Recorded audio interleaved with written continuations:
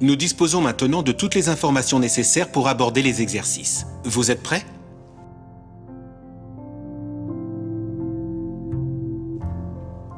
Dans cet exercice, nous voyons deux colonnes ouvertes.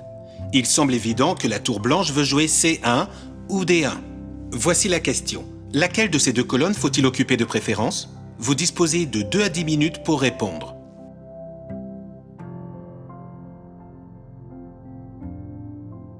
Voici la réponse.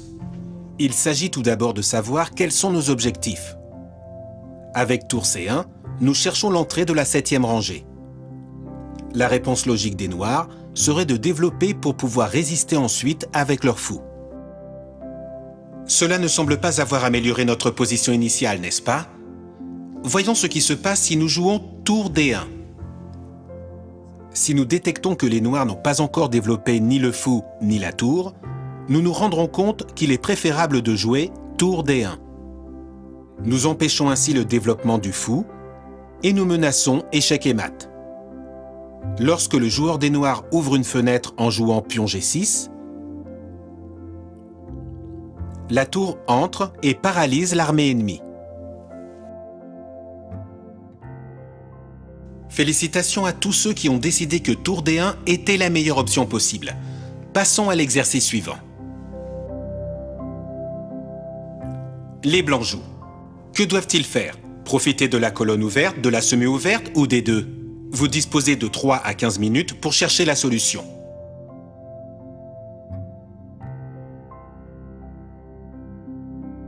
Et la réponse est: si vous avez décidé de jouer tour C1, mention bien, il s'agit d'un coup satisfaisant car il nous permet de contrôler la colonne ouverte.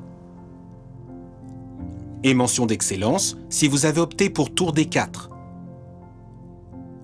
car cela nous permettra de gagner le pion D5 après une action de clouage typique sur la colonne semi-ouverte. Regardez, le pion noir en D5 est doublement attaqué. Les noirs tentent de se défendre avec le roi, mais ils arrivent trop tard.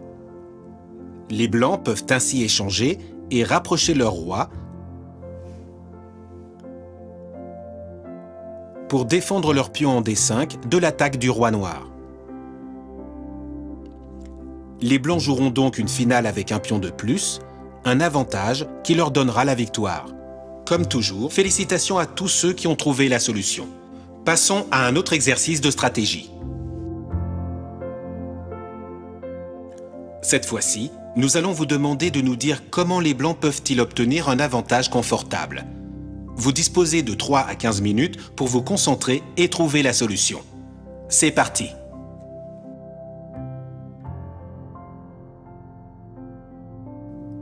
Voyons la solution.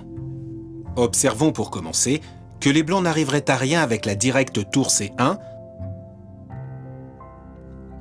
puisque les noirs s'opposeraient avec tour C8 en proposant l'échange de tours dans la colonne ouverte.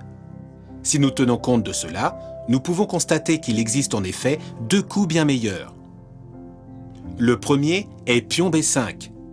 Grâce à ce mouvement, nous paralysons l'action des deux pions noirs et nous activons la tour blanche, contrairement à la noire qui est attachée à la défense du pion A7. Il s'agit sans aucun doute d'un bon coup. Et le deuxième, bien que difficile à voir, est fou A6. Il contrôle ainsi le point C8 et permet à la tour d'entrer dans la colonne C au coup suivant. Mais comment pourraient réagir les noirs face à ce dernier coup? Ils devraient, pour bien faire, répondre par tour B8.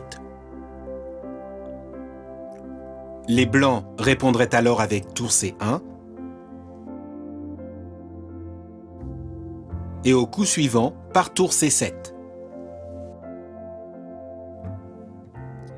De cette manière, les noirs arrivent à se défendre, bien que les blancs aient obtenu une position très dominante grâce à l'action combinée de la tour sur la 7e rangée et du fou, qui confine les noirs sur leur première rangée. Tel était l'objectif. Alors, je vous félicite si vous aviez pensé à fou A6 et mention bien si vous avez opté pour pion B5. Ici s'achève la partie stratégie.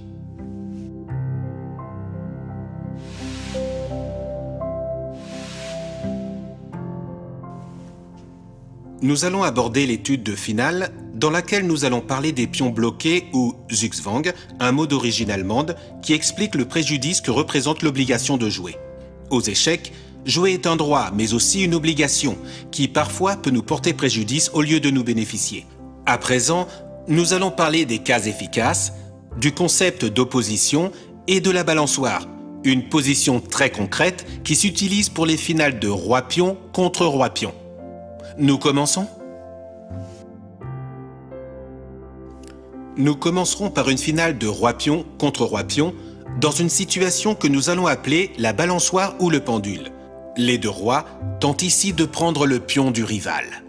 Voyons comment se déroule la bataille.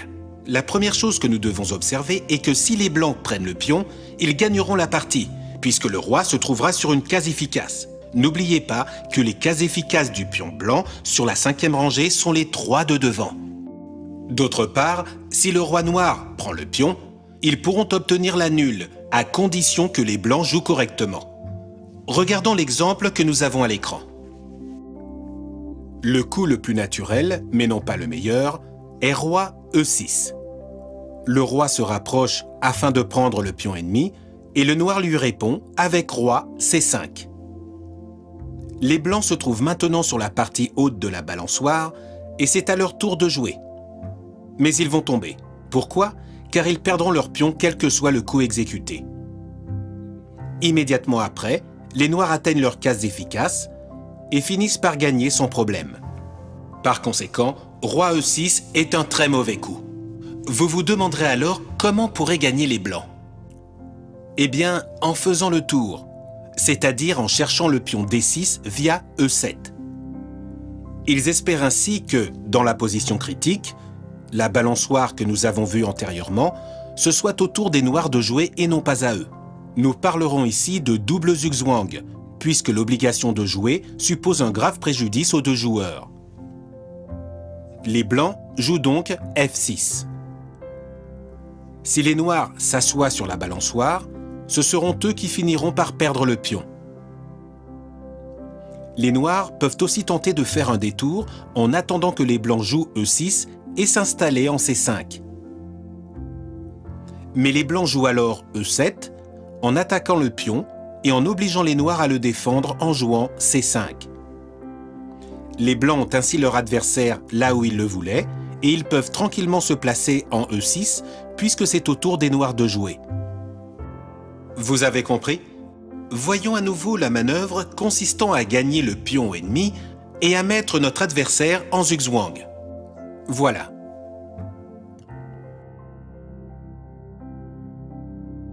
Que se passe-t-il si les noirs tentent malgré tout de défendre leur pion? Ils finiront par le perdre également. Comme vous pouvez le voir sur cette image, le roi blanc atteint les cases gagnantes et en jouant E7, il laisse les noirs en Zugzwang dans la mesure où ils sont obligés de jouer et d'abandonner la défense de leur pion. Sachez enfin que la ressource utilisée par le blanc pour arriver au pion en 3 coups et non pas directement est appelée manœuvre de triangulation. J'espère que le concept de balançoire a été bien compris car il s'agit d'un concept très important. Revenons à la même position initiale que dans l'exemple antérieur, mais c'est maintenant aux noirs de jouer. Et que se passe-t-il ? Eh bien, ils utilisent également la manœuvre de triangulation pour mettre les blancs en Zugzwang et pouvoir prendre le pion. Mais contrairement à l'exemple antérieur, les blancs peuvent se sauver car le pion noir se trouve très en arrière. Comment ? En reculant. C'est-à-dire que la défense passive qui avant ne pouvait pas servir aux noirs peut maintenant être utilisée par les blancs. Comme vous pouvez le voir, les blancs invitent le roi noir à prendre le pion, puis il se place face à lui pour contrôler les 3 cases efficaces. Lorsque le roi noir tente d'entrer dans ces cases efficaces, que doivent faire les blancs? L'en empêcher en surveillant constamment les cases importantes. Lorsqu'il avancera le pion, nous nous placerons devant lui et nous obtiendrons une finale de nul. Passons au 3e exemple dans lequel nous verrons l'importance de l'opposition des rois. Dans ce cas, les rois s'affrontent, c'est-à-dire qu'ils se trouvent en opposition. Et qui a l'opposition? Celui dont ce n'est pas le tour de jouer. En ce qui concerne le joueur dont c'est le tour de jouer, nous dirons qu'il est en train de subir l'opposition. C'est ici aux noirs de jouer, lesquels, comme nous pouvons le voir, sont en train de bloquer l'accès du rival aux cases efficaces. Or, comme c'est à eux de jouer, ils vont devoir laisser passer le roi ennemi. Regardez. Les noirs jouent roi E7.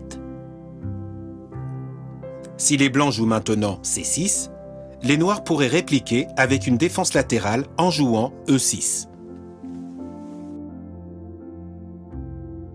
Par conséquent, comment doit agir le roi blanc? Les blancs veulent en réalité prendre le pion de G6.